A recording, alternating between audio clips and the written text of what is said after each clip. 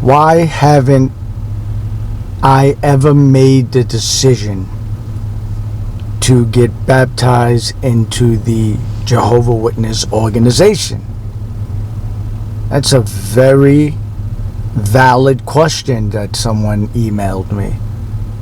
What was your decision? I mean, you made a lot of the meetings.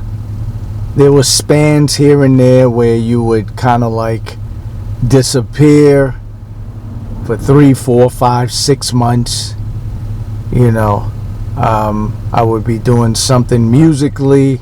My mind wasn't really there. I was out in the streets, living life, being worldly. But besides that, like, you made the meetings. You made the assemblies over the years. Why haven't you made the decision to get baptized? You even stood up for the organization on many occasions.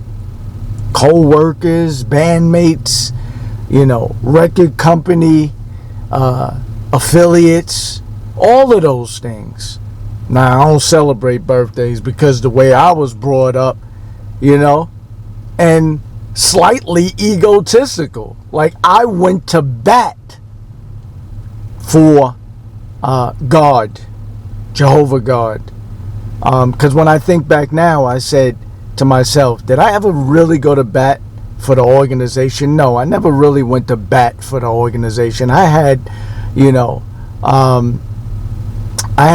a discontent for the organization ever since I can remember. So I never went to bat for the organization. At the time, I thought I was doing it, but I was really going to bat for God, right? So that's a logical question that one may ask, why haven't you made the jump to get dunked, right? And it's, a no-brainer that what I saw within the organization, mainly, disfellowshipping, my decision was clear early on. I was like, yeah, I'll come here. I'll show my face at the memorials, the assemblies, all that. I'll play the game, but I'm never getting baptized. I knew that, because early on I knew that I was either going to be on one side or the other, meaning that when someone got disfellowshipped, I was basically going to be someone that shunned that person, or if I was the one that was being disfellowshipped, I was going to be shunned. So it was like, it's a no-win for me, because not that you anticipate getting disfellowshipped, but you can definitely anticipate someone else being disfellowshipped and you shunning that person. So I was like, no, I'm not with that, amongst other things that started to add on to that. But that was pretty much it. I was like, no, like, why is everybody else doing this? You're going to be on one side of that line or the other. You choose which one you want, because you're going to be on one side. And it was like, no, I don't want to be a part of this, So I know that it's a stupid question, not for us. When I say us, I'm talking about the logical, critical thinkers.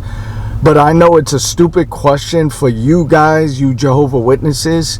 Like, why do you get baptized into this organization, knowing that you're going to have to play one part or the other? It's like, being, indoctrinated into like the mafia or something. It's like, you're going to have to do something probably illegal. This is what you signed up for, right? You may not be the hitman.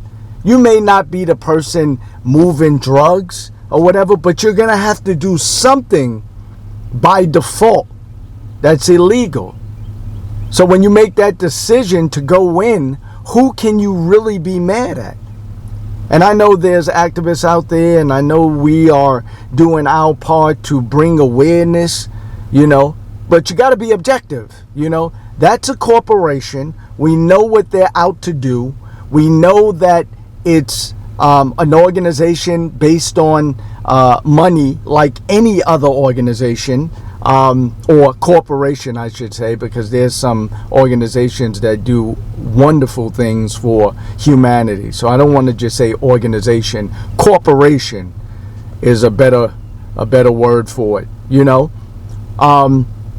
We know their capabilities. We know what they're up to.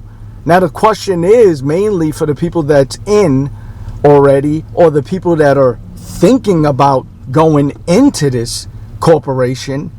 It's like, why you're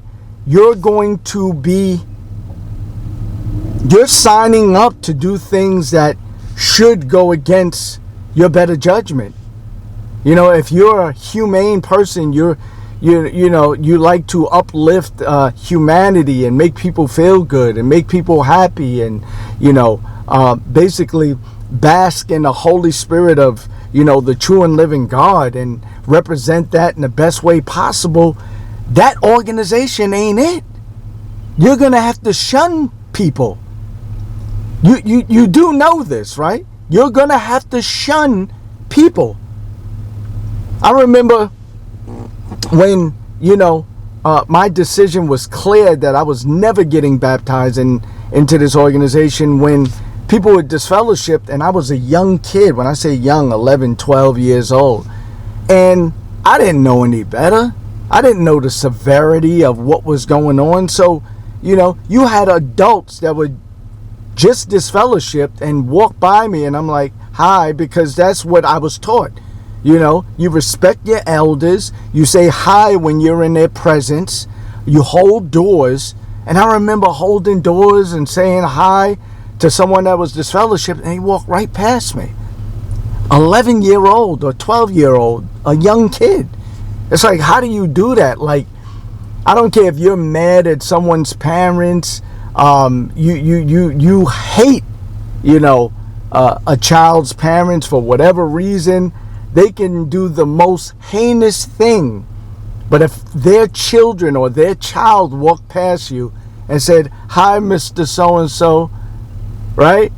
Or Mrs. So-and-so, you're inclined to say hello back. But they're so warped, and they're so in Jehovah Witness zombie mode, that they just walk right past me. How do you do that? How do you do that? How do you be so indoctrinated that you abide by these? This is what Jesus was talking about in the Bible when they were talking about, and excuse me for not being too savvy on certain scriptures, but the one where I think it was the Pharisees or something, they were questioning Jesus, and they're saying that, should someone work on the Sabbath? And Jesus made the analogy about a bull or a calf, or, something being stuck in a hole. Like, even if it's on the Sabbath, would you not, take it out? Would you not help it or save it? Y'all do just the opposite, yet you will quote that scripture. But you're just the same. You are so just, everything is technical. You don't do this, you don't. What about logic? What about logic? If you're driving someone that is in desperate need to the hospital, and the clock is ticking, this is a race between life and death. You're not gonna run a stop sign or two if it's safe to do so. It's like you're going to stop at every stop sign. Like, nah, this is, you got to abide by the laws and the rules and stuff. It's like you got a person dying in the back seat. If it's safe, keep going. You can even probably run a red light or two, right? So you're so just, I don't know, it goes past being indoctrinated. You're so hypnotized that it's like, no, even if it's a child that says hello to me, if I'm disassociated, No, I'm not saying anything. Like that's like messed up. Y'all need to really check yourself, right? Because you already wrecked yourself once you got dunked, right? And ducked too, because that's what I did. I ducked the bullet that was heading my way if I decided to get dunked. You see how I saved that, right? And mix up with the words, right? But everything happens for a reason. So duck, goose.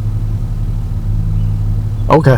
Yeah. So it's like, it's crazy, you know, and I don't know. It just becomes a technicality more than spirituality. That's what it comes to in my eyes when I look at this organization. You know, get the time in, do this. Everything has to be like this. You know, it's like going to college. Like, okay, you got to do this and do that. But it's like, whatever happened to spirituality? Whatever happened to glorifying God? You get people that run in, you know, and this is not a judgment call on these people, but you get people that run in from work. They still got their work clothes on. They sit in the overflow room like the last 10 minutes of the meeting just to say, I'm here. I was here. Y'all saw my face, right? I didn't miss it.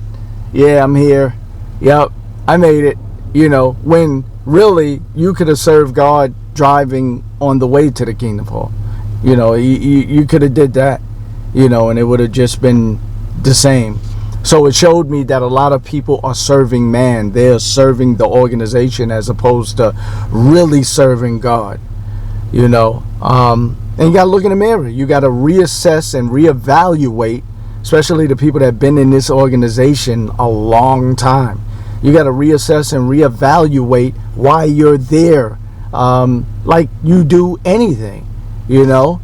Why you're in a why are you still in this relationship, a marriage? You got to reassess the situation, you know.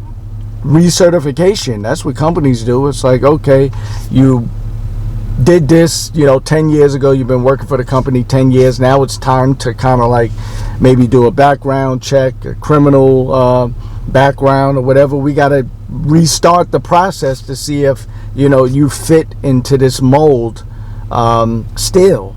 And I think that everyone needs to do that, even when it comes to your faith, even though it's not your faith, it's your organization ran by crooked men, you know.